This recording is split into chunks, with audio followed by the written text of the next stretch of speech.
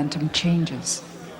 The rate of change of angular momentum is equal to the applied torque.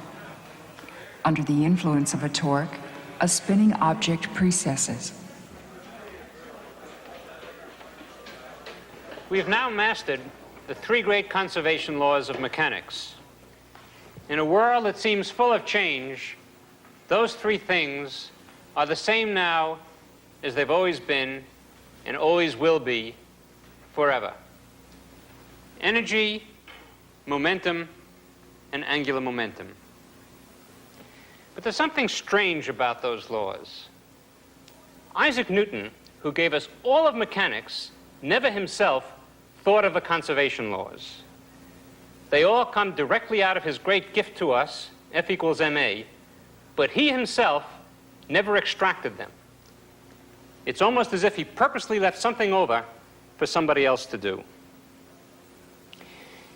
There's always been another small mystery about Newton and his laws.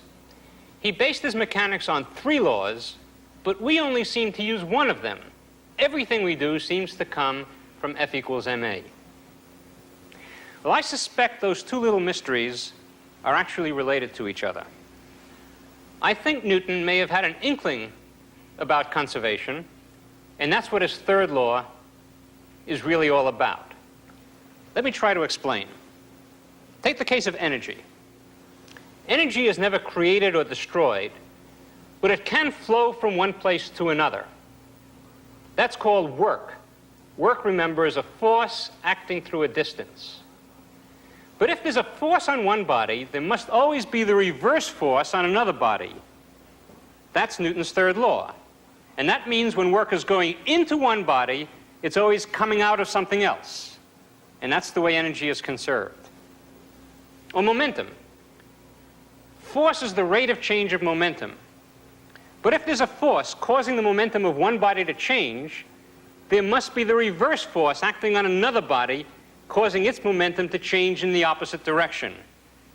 And that's why momentum is conserved. And the same is true, once again, of angular momentum. Torque is equal to the rate of change of angular momentum. But a torque on one body always implies a reverse torque on another. And so angular momentum flows from one body to the other, and angular momentum is conserved. And so you see, all three conservation laws can be thought of as coming out of Newton's third law. Well, our subject for today, once again, has to do with torques and angular momentum. As a matter of fact, I think it's time we had a little torque.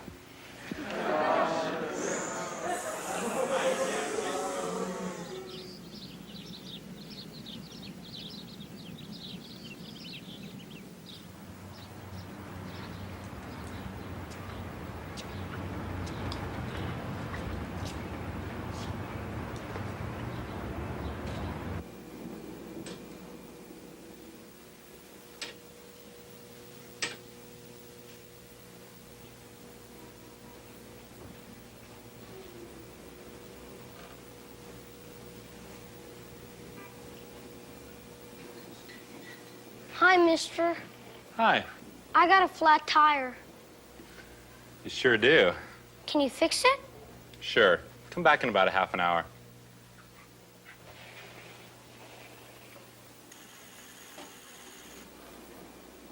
Long before there was the bicycle, there was the wheel itself.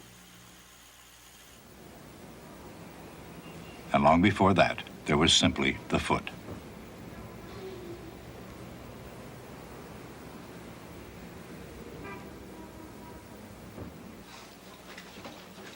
Feet transport their bearer under normal conditions and without too heavy a load, about 5 kilometers per hour. Feet operate by man, woman, or child power. The advance of culture can be traced along the path of rapidly improving systems of transportation. Before humans let their fingers do the walking, they called on beasts of burden. Beasts and burdens differed in different cultures. But from ancient times onward, while those who rode might have been beastly, humans had a way of steadily advancing culture. and increasingly, ways to save time in their endeavors and wear and tear on their footgear. But no matter how and how far human destiny is bound to travel, it really got rolling with the wheel. About 4000 BC, the Sumerians of Mesopotamia probably invented the wheel.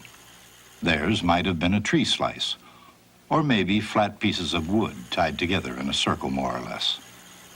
But there's one thing about wheels that hasn't changed since then. Wheels are designed to spin. There's nothing special about a wheel that's not spinning. Forget to hold it up, and it'll fall over like anything else. The force of gravity naturally tips the wheel down. In other words, if the wheel doesn't spin, it has no place to go but down. But a spinning wheel is quite another matter. A spinning wheel has angular momentum, and remember, there's that strange twist when momentum's angular. It's not the force that changes angular momentum, it's the twist. If R cross F equals 0, the angular momentum is conserved.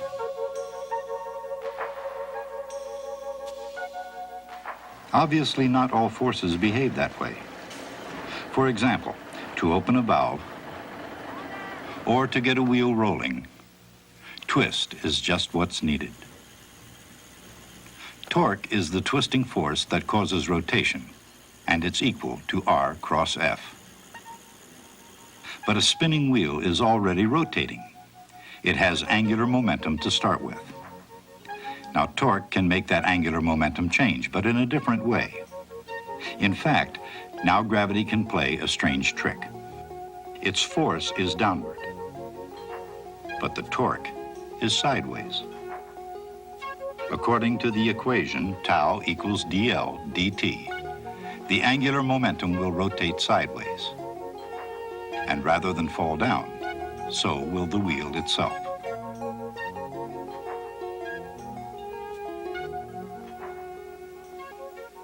So in a roundabout way, it's easy to illustrate the fact that a spinning wheel doesn't fall. But beyond this example of life-copying animation, what's really going on here? What keeps the wheel from falling? When gravity tries to make a non-spinning wheel fall, the spokes push the top of the wheel outward rather than downward, which creates a component of velocity in the outward direction. The same thing happens at the bottom, but inward instead of outward. And the same thing happens when the wheel spins. Now, however, when the outward velocity builds up, it's at the side of the wheel, outward on one side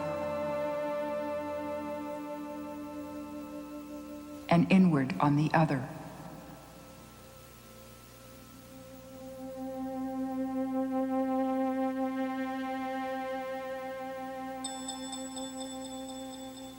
Each spoke adds its own push at the top, causing a jog at the side.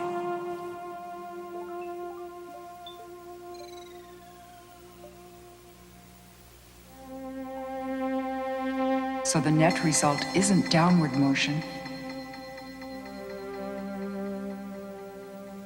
it's sideways.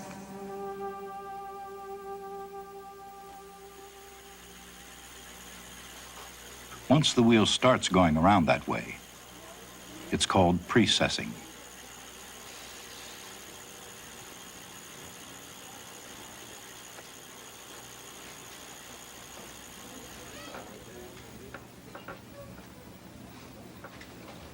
A spinning bicycle wheel and a spinning top have much in common.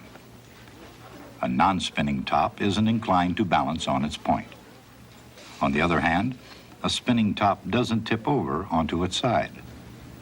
Instead, gravity produces a different kind of motion. Precession. Whether it's spinning or not, the top acts as if all its mass were concentrated at its center, a point called the the center of mass. If the top is tilted, even a little bit, the result is a torque.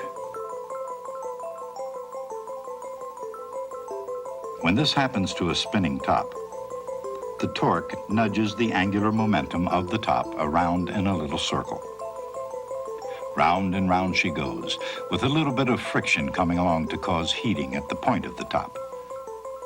And of course, whenever heat's produced, a certain amount of energy is lost.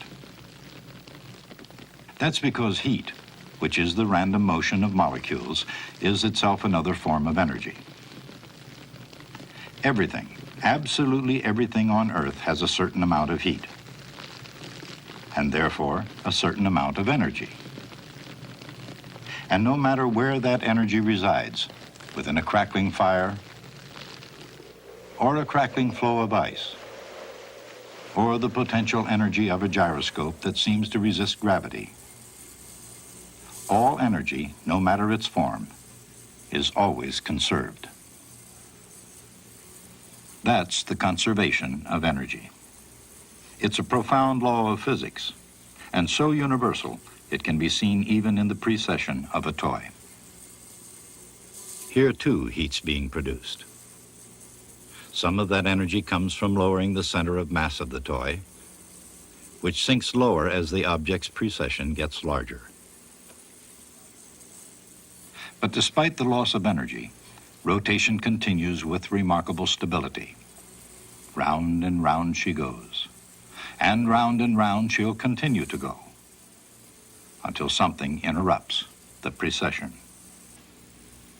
Of course, before something interrupts their precession, tops and toys can precess in the most amazing and amusing ways.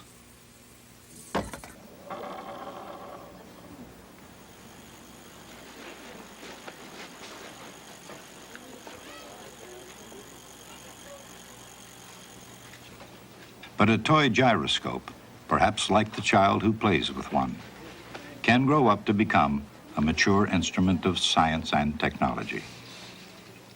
While this gyroscope may be a lot of fun to watch, it's no toy. And it's not designed to play games. In fact, it's designed not to precess. If a gyroscope is balanced at its own center of mass, the force of gravity won't make it precess. Even if its supports swivel in all directions, the axis will remain stable and keep the gyroscope pointed in the same fixed direction. The idea here is to design a gyroscope that hardly precesses at all. And even in a toy store, the idea of a sophisticated gyroscope can have serious implications.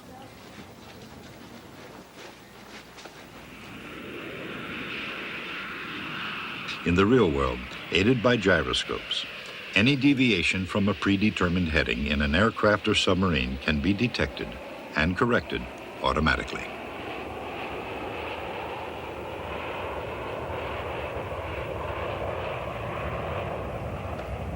But in the old days, if a plane were to risk a polar route, it'd have a snowball's chance of finally landing on even the right continent. Close to the pole, a magnetic compass is no use at all.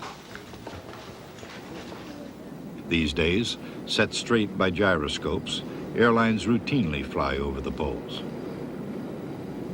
The value of the gyroscope isn't limited to the poles, nor even to the atmosphere of the Earth. In outer space, where precious time and rocket fuel must be used wisely, gyroscopes are more than ever vital elements of navigation. Whether in the water of the Earth, the clouds above it, or in outer space, a gyroscope's value depends on its ability to spin in a fixed direction without precessing. Gyroscope designers reduce precession by eliminating torques and improving design.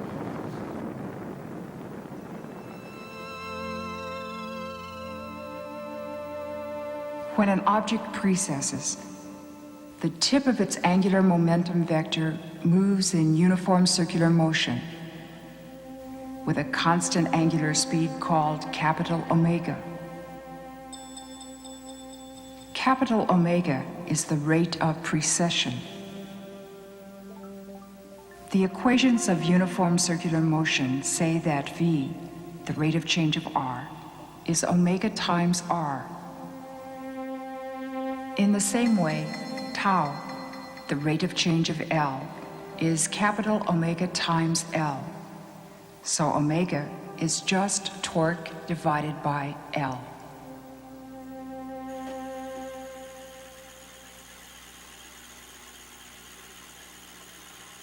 Since a good gyroscope's one that hardly precesses at all, the bike wheel isn't good for navigation. It precesses too much. Why? Torque is R cross F.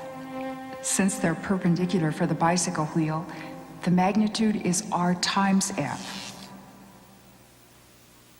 The force comes from gravity.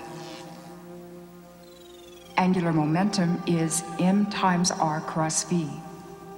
All the mass is at the rim, so the magnitude of L is m times the radius of the wheel times the velocity of the rim. Since v is omega r, the precession rate is the distance to the pivot times g divided by the rotation rate of the wheel times the radius of the wheel squared.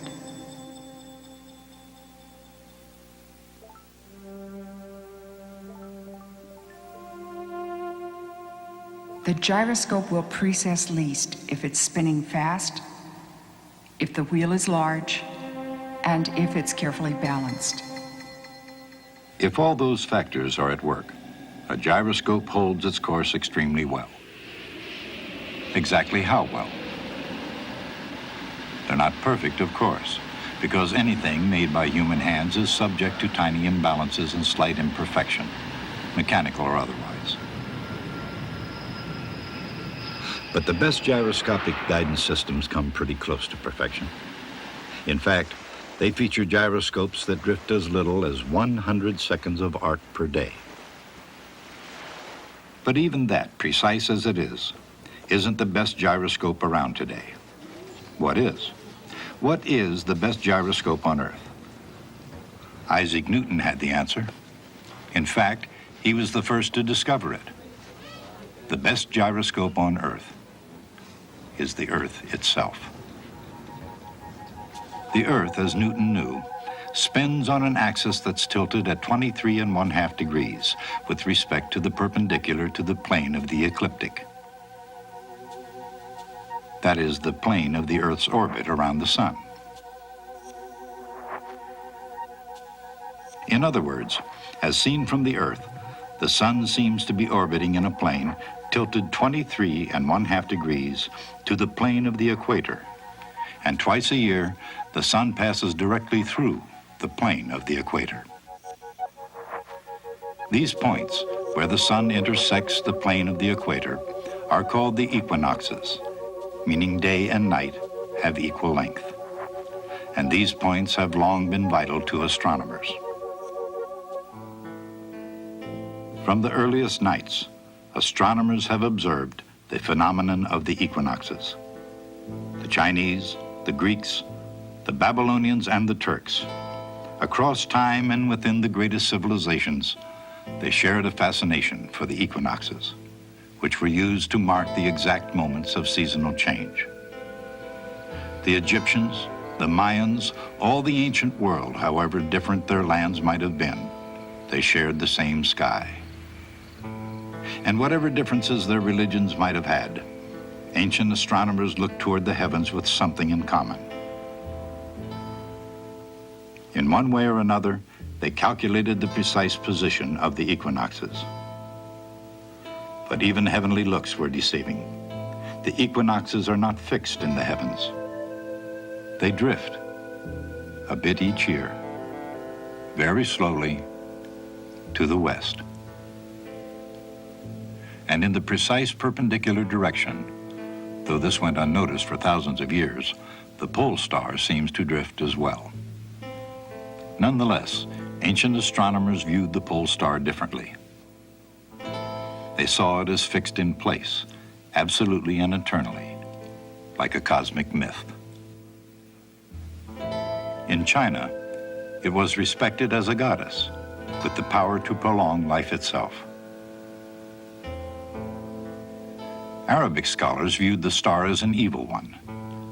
They believed the North Star had slain the great warrior of the sky, who forever after lay in a cosmic coffin, outlined in sparkling detail by the Big Dipper.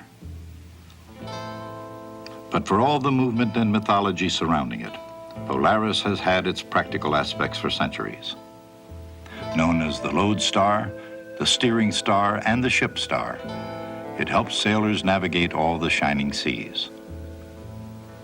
When the Egyptians built the pyramid of Khufu, they seem to have carried out their plan in light of the pole star itself, which was visible from the bottom of one of the pyramid's deep shafts.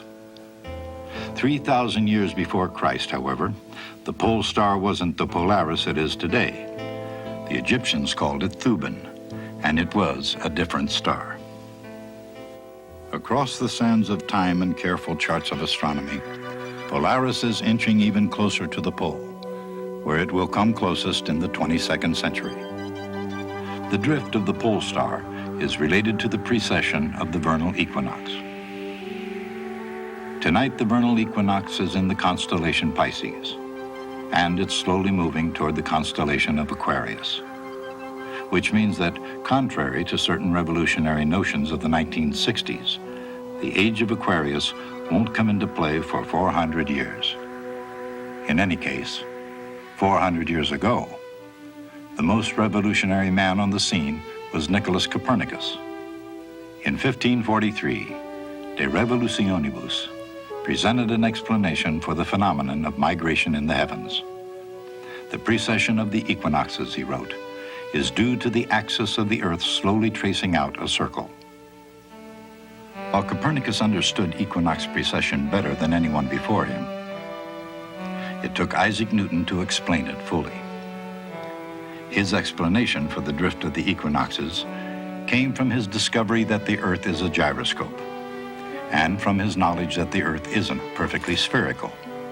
If the Earth were perfectly spherical, the sun would exert no torque on it, but it's not. So like any other gyroscope, the Earth precesses. Rotating about its axis causes the Earth to bulge slightly at the equator. The sun's gravity, acting most strongly on the nearest bulge, exerts a small torque about the Earth's center when the sun is on one side of the Earth, and when the sun is on the other side, a torque in the same direction.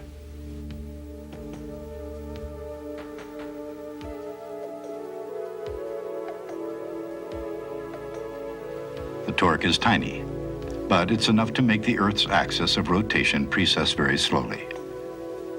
Very slowly indeed. One complete loop takes about 26,000 years.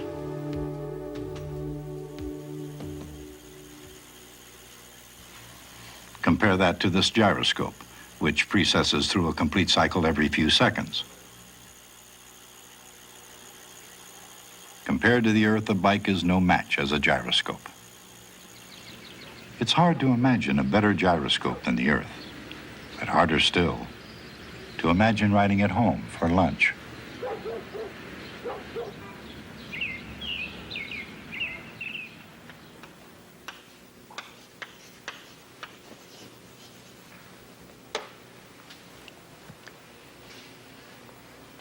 The gyroscope is a strange and beguiling instrument.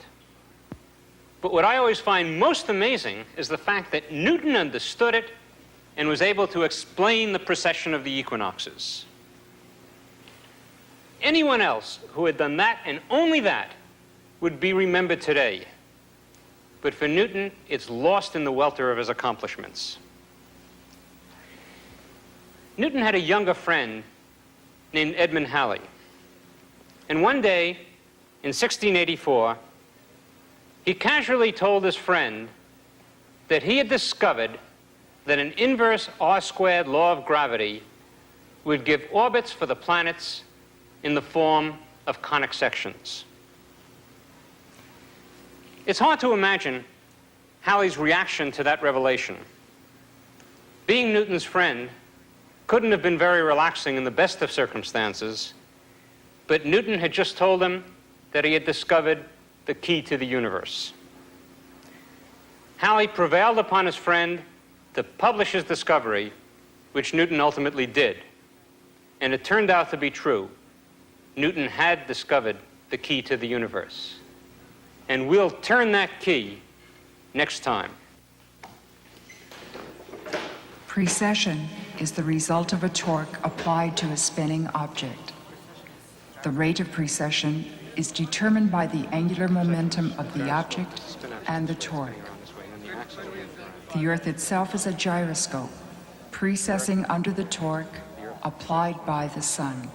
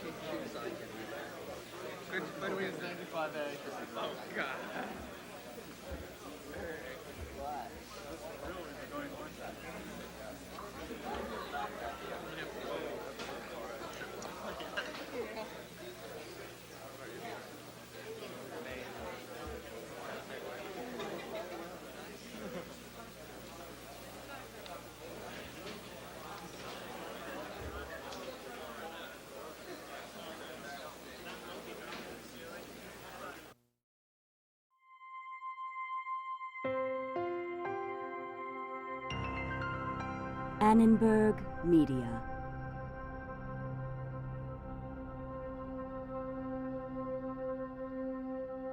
For information about this and other Annenberg Media programs, call 1-800-LEARNER and visit us at www.learner.org.